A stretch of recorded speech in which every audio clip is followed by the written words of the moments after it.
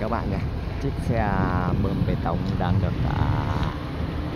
cẩu lên đường đi cầu phao đi Thọ Trường, đi Thọ Nguyên Xuân Khánh cùng đây các bạn nhé. Đây, đường lên qua cầu sông Chu đây, qua sông Chu đây. Đây, hai chiếc cần cẩu đang được cẩu lên trên xe bê tông. Đây các bạn. Anh đứt dây cái là anh lật tí cẩu. Đây các bạn nhé, bom này rất nặng này các bạn. Được mấy nghìn người coi rồi chú. Mới được có hơn triệu lượt xem thầy. Triệu người xem à? Vâng. Là anh chót 4 người này nè. Vâng. Ai đi coi cho bác xây dựng một like nhá. Đây các bạn. Đây, bà con đang đứng xem rất đông xe bồn chữa bê tông đã bị lật đây các bạn. Cắt xe đưa lên trước, con bom nằm lại đang cẩu lên này các bạn, hai chiếc cần cẩu. Hãng bê tông Việt Nhật đây các bạn nhé. Đây. Nặng lắm, cái đấy nặng lắm.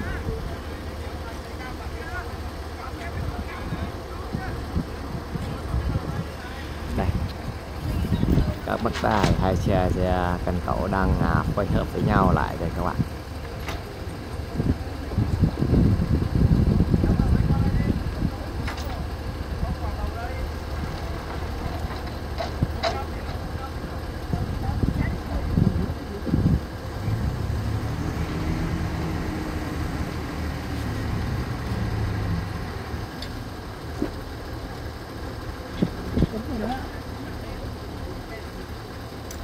Đấy, chuẩn bị chiếc xe hai chiếc cần cẩu nâng chiếc bom lên coi có lên không nào. Các bạn là xem theo dõi coi có lên không nha. Đấy, hai chiếc cần cẩu đang được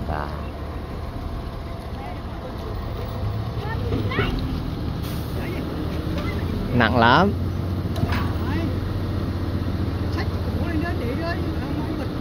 Ôi dạ, cái xe kín vào luôn, nâng vào trong luôn đấy. Mà bên trên hắn lại còn có đường điện trên kìa.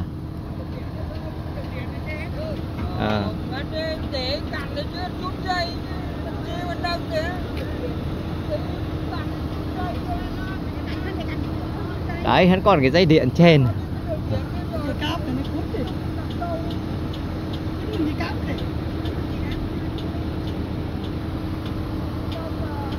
Nói chung là nâng cái xe to nó nâng nhiều hơn.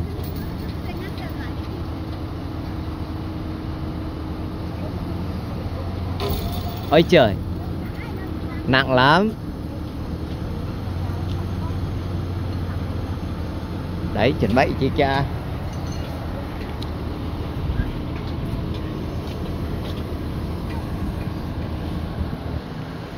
Đấy, lên đến đường đấy các bạn.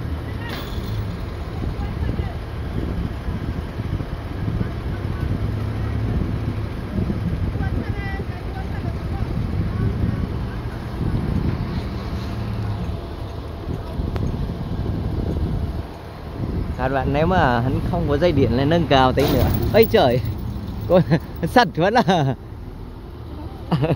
cái cần nằm ở đây đó.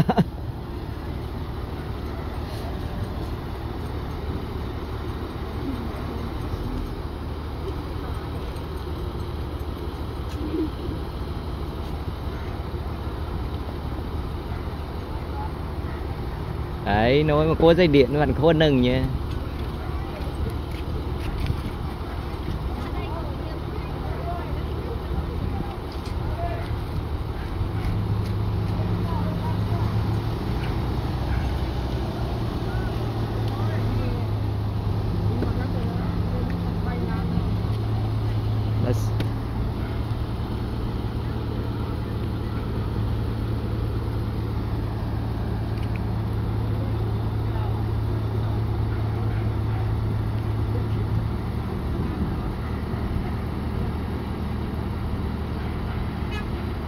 Đi giờ về nó phải chốt đục bê tông luôn này chứ, để đến mai quá à. Già thì chết rồi, mới dàn chiêu đụng cứ dễ hơn.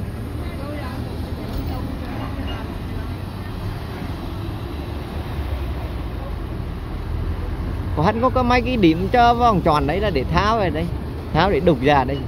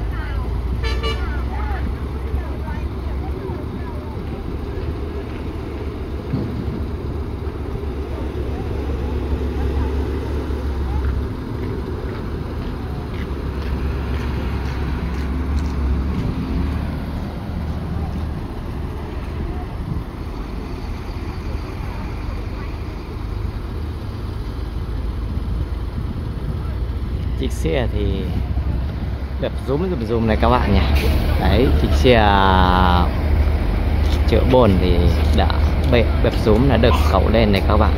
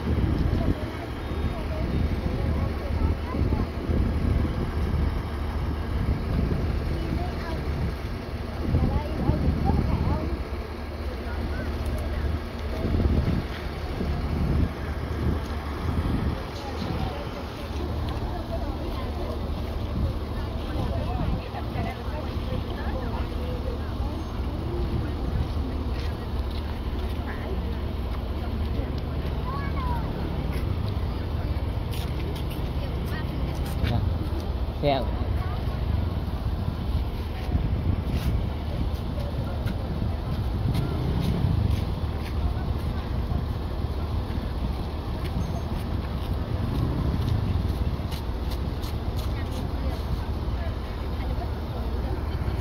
cái xe kia đang lùi lại để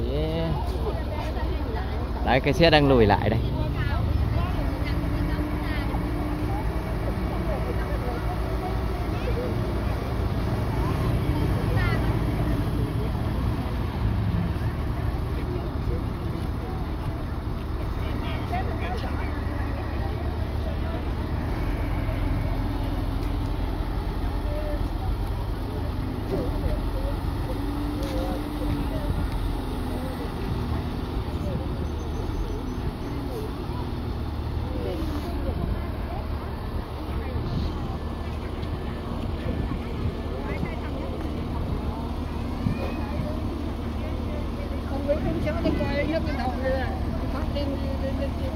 lên cho bọn cái nước thì thấy được thôi, hai lần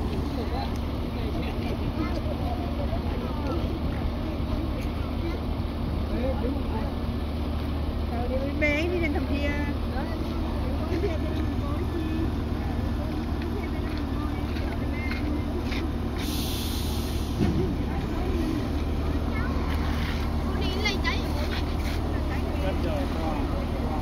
bong cái lên rồi.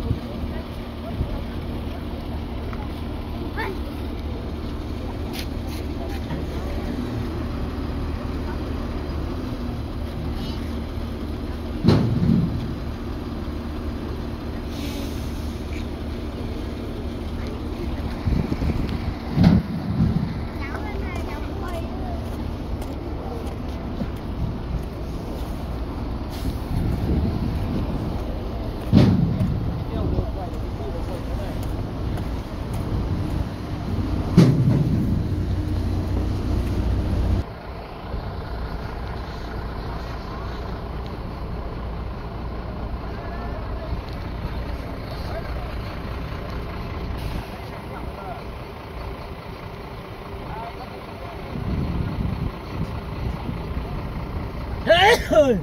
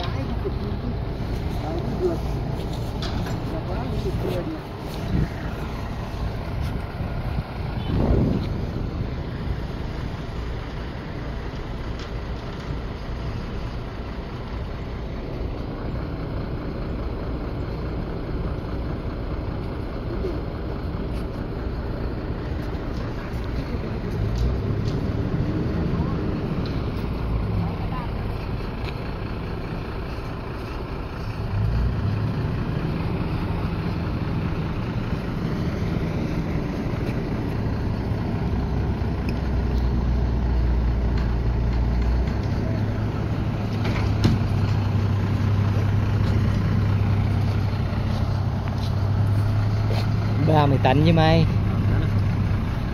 Cái tấn cái khối cũng 2 tấn mấy.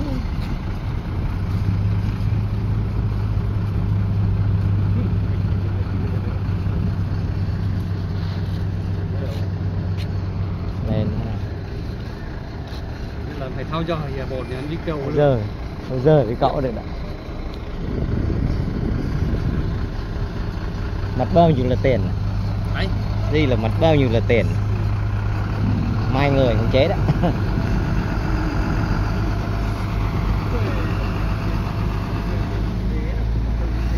cả về hết công ty Phải thuê chứ làm gì mà có được. Có phải lúc đầu cũng có đội cứu hộ.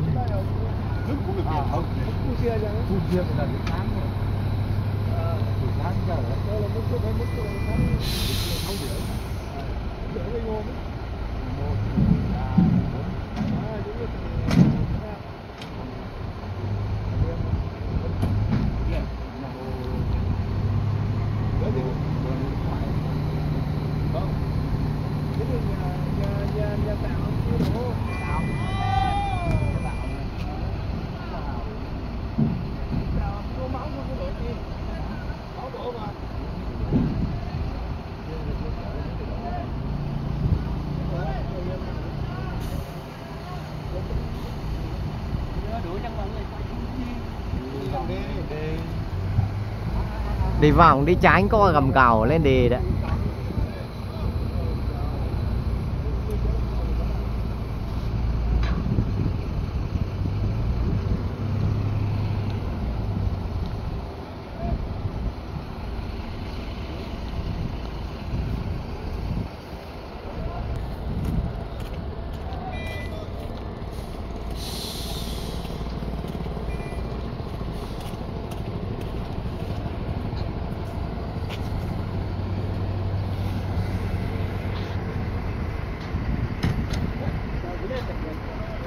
Đây hết rồi đó. Thế là hết rồi.